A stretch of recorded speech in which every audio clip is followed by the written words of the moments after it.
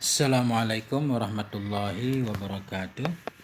Sahabat semuanya yang dimuliakan Allah Subhanahu wa taala. Kita lanjutkan membaca kitab Al-Fikratun Nahdhiyah fi Usuli wa Furu'i Ahli Sunnah wal Jamaah, tulisan Syekh Imaduddin Al-Bantani, halaman 30.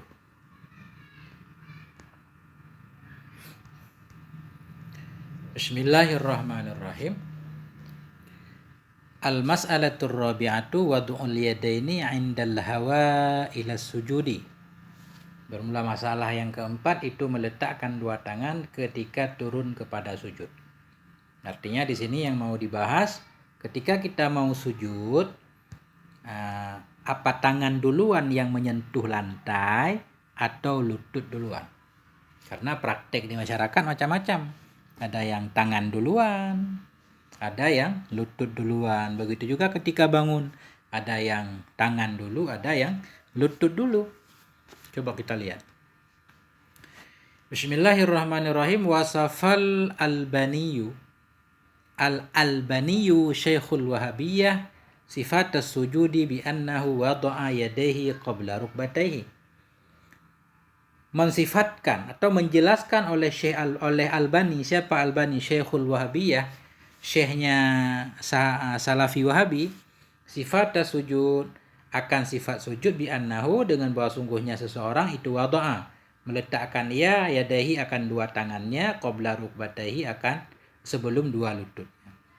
Jadi Syekh Albani menjelaskan dalam kitab beliau Sifatus Salatin Nabi, sifat salat Nabi. Beliau menyatakan ketika orang itu sujud, hendaklah dia meletakkan dua tangan dulu. Tangannya dulu yang menyentuh lantai sebelum lututnya. Tangan dulu baru lutut kemudian. Apa alasan Syekh Albani berpandangan seperti itu? Jadi tentunya pandangan Syekh Albani ini berbeda dengan pandangan dalam mazhab Syafi'i. Wastadalla bima ruya an Abi Hurairah radhiyallahu anhu qala.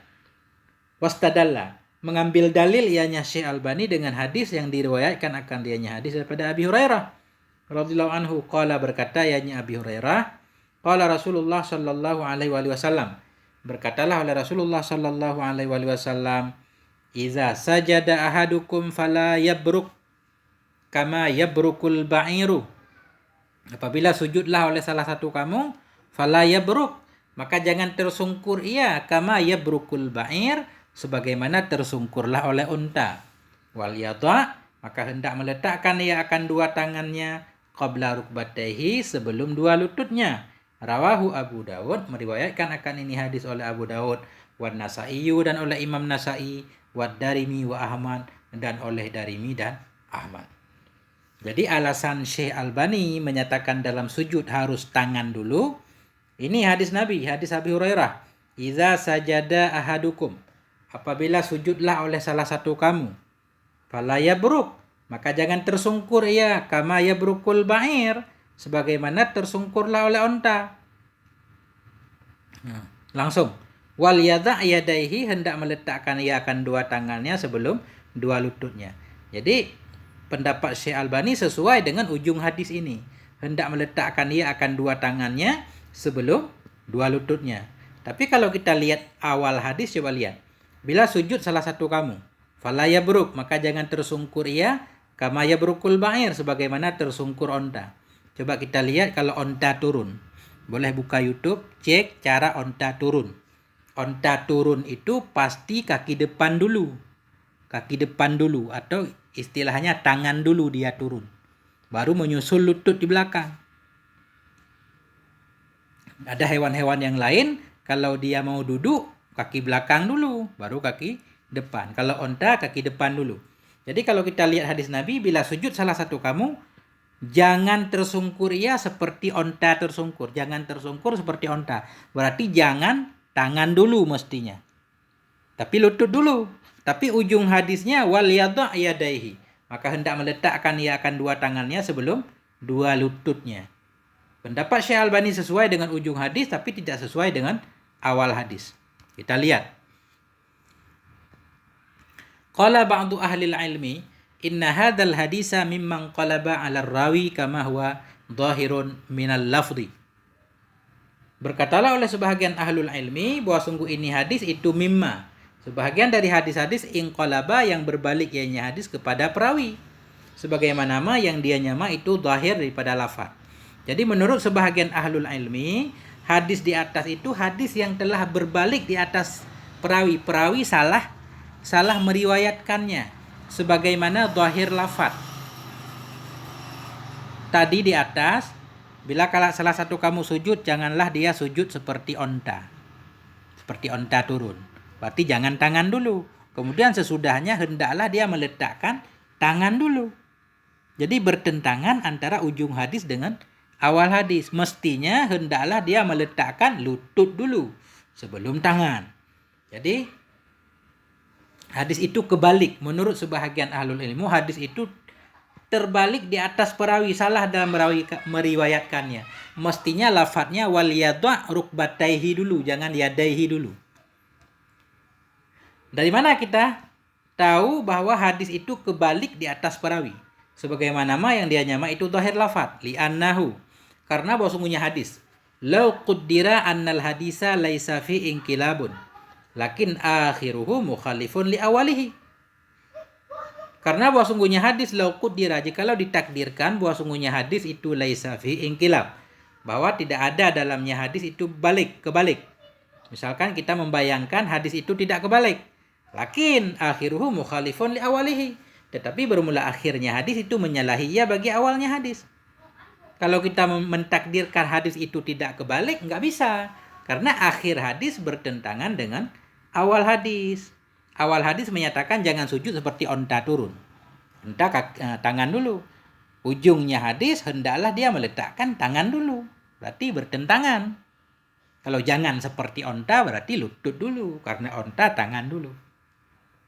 Li'annahu idza bada'a biyadaihi qabla rukbataihi faqad baraka kama yabrukul ba'ir ini. Karena bahwa sungguhnya seseorang idza bada'a, bila memulai ia dengan dua tangannya. Bila seseorang sujud memulai dengan dua tangannya, sebagaimana anjuran bagian hadis kedua, hendak meletakkan ia tangannya dulu. Karena bahwa sungguhnya seorang iza bada'a, bila memulai ia dengan dua tangannya qabla rukbataihi, sebelum lututnya, tangan dulu sebelum lutut, faqad baraka, maka sungguh telah tersungkur ia kama yabrukul ba'ir, sebagaimana tersungkurlah oleh unta. Kalau kita amalkan ujung hadis, ketika sujud tangan dulu baru lutut, berarti dia sudah mengikuti onta, padahal awal hadis melarang. Janganlah salah satu kamu sujud seperti onta turun. Nah, jadi menurut ahlul ilmi, mazhab Syafi'i juga menyatakan hadis ini kebalik ujungnya. Yang benar itu hendaklah dia sujud lutut dulu sebelum dua tangan, bukan tangan dulu. Li'annal ba'ira baraka biyadaihi qabla rukbataihi. Karena bahwa sungguhnya onta itu tersungkur ia dengan dua tangannya sebelum dua lututnya. Kalau onta turun itu tangan dulu baru lutut. Wa ala hadza yakunul masyru'u ay yabda'a bi rukbataihi qabla yadaihi. Wa ala hadza, di atas ini pendapat sebahagian ahlul ilmi bahwa hadis ini telah terbalik di atas perawi. Mestinya dalam lafadznya tadi wal yadda' rukbataihi dulu baru yadaihi. Wa ala hadza, dan berdasarkan di atas ini yakunul masyru'u ayyabda'a, adalah yang disyariatkan itu ayyabda'a, bahwa memulai hanya seorang dengan dua lututnya qabla yadaihi, sebelum dua tangannya. Jadi hadis sahih ini. Jadi kalau kita pahami hadis di atas tadi, mestinya hendaklah sujud orang itu dengan lututnya dulu yang menyentuh lantai sebelum tangannya. Kama ruya an Wa'il bin Hujur, sebagaimana telah diriwayatkan dari Wa'il bin Hujur radhiyallahu anhu. Kalau kita pahami hadis di atas bahwa sujud itu harus lutut dulu, artinya hadis itu sudah kebalik, itu sesuai dengan hadis yang lain yang sahih juga, yaitu hadis yang diriwayatkan oleh Wa'il bin Hujur radhiyallahu anhu. Qala, berkata ya Wa'il, ra'aitu Rasulullah, aku telah melihat Rasulullah sallallahu alaihi wasallam idza sajada, bila sujud ianya Rasul, waza'a rukbataihi, meletakkan ya Rasul akan dua lututnya beliau, qabla yadaihi, sebelum dua tangan beliau. Wa idzan hadda rafa'a yadaihi qabla rukbataihi, dan apabila bangkit ianya Nabi, bangkit dari sujud, rafa'a yadaihi, mengangkat ianya Nabi akan dua tangannya sebelum dua lututnya. Ini hadis sahih, ini hadis Wa'il bin Hujur. Hadis ini jelas kalau sujud lutut dulu baru tangan. Kalau bangkit dari sujud tangan dulu baru lutut, bukan lutut dulu. Nah, jadi hadis di atas itu kau bolak-balik. Rawahun Nasa'i, meriwayatkan akan ini hadis Wa'il tadi oleh Imam Nasa'i, Ibnu Majah dan At-Tirmizi. Kemudian kita lihat penjelasan Imam Nawawi. Wa qala an-Nawawi fil Majmu', dan berkatalah oleh Imam Nawawi dalam kitab Majmu'. Apa kata Imam Nawawi? Qala al-Khattabi an hadzal hadis, berkatalah oleh Khattabi tentang hadis ini. Apa kata beliau? Huwa asbatu min hadisi takdimil yadaini. Bermula ini hadis yang duluan lutut tadi, hadis Wa'il. Asbatu itu lebih sabit, lebih sebut min hadisi takmil yadaini, daripada hadis mendahulukan dua tangan. Ya, karena ini lebih asbat, maka ini didahulukan dalam mazhab Syafi'i mengamalkan hadis ini. Artinya lutut dulu. Wahwa, dan bermula ini hadis juga arfaku bil musalli, lebih lembut, lebih mudah terhadap orang yang sholat. Wa ahsanu fi syakli, dan lebih bagus dalam bentuknya. Wa ra'yil aini, lebih bagus dalam pandangan mata. Jadi ketika orang sujud, lutut dulu baru tangan, teratur rapi. Nah, ketika bangun berarti tangan dulu baru lutut. Jadi kalau kita tangan dulu kalau nggak biasa, kecuali dalam keadaan darurat tentunya. Kalau lutut sakit ya boleh tangan dulu. Tapi kalau dalam kondisi normal, tangan dulu kayak tersungkur gitu. Atau ketika bangun itu kayak lutut dulu, pantat dulu yang terangkat, kelihatan kayak kurang mantap. Nah, dalam mazhab Syafi'i, jadi kesimpulannya bahwa kalau sujud itu lutut dulu yang mengenai lantai, baru tangan. Wallahu a'lam bissawab, wal marji wal ma'ab wal afwa minkum.